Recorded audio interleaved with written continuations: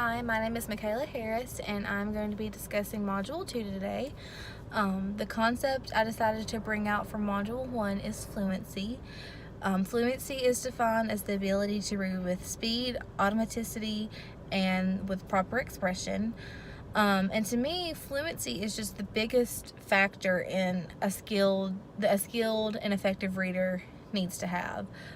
Without fluency, everything kind of just gets off-centered. Their comprehension, if they're not decoding words at the rate that they should be, or if they're reading so fast and they're not using proper expression, then it's just going to really make things hard for them to comprehend.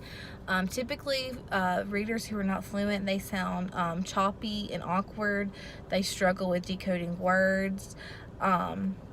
Also, a lot of the times students get very discouraged and they look at reading as more of a task and a chore instead of something that could be pleasurable and enjoyable, like that they could do in their free time. So I just feel like it's very important to establish a good foundation with fluency, because it just builds on everything in the future. While I was researching fluency and different resources you could use to help your child, I came upon a lot of great tips and strategies on readingrockets.org/fluency. One interesting fact that I saw was that if you have students read the same passage aloud several times, after a while they're going to obviously kind of know what they're reading because they've read it so much, and so that's going to help them practice like reading and like not so much focusing on comprehension, but they're reading it so many times that they're stopping where they should be stopping. They're decoding words they might have found to be a little difficult when they first started out, but by the end of it they know what that word is, so they're just reading it automatically.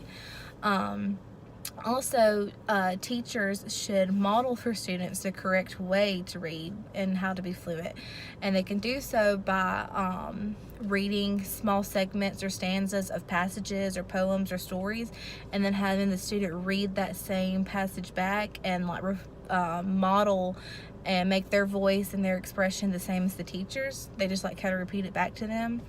And this helps because like as teachers we're supposed to be guides and models for what we expect of our students.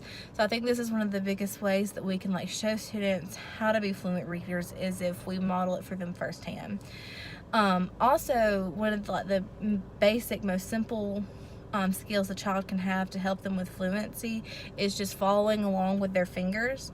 I know it sounds very basic and like maybe even a little childish, but that's that even helps me. Like if I follow along with what someone else is reading, it helps me to know where they're at, stay on track, and not only does it help with them, but to become fluent, but it also helps with comprehension.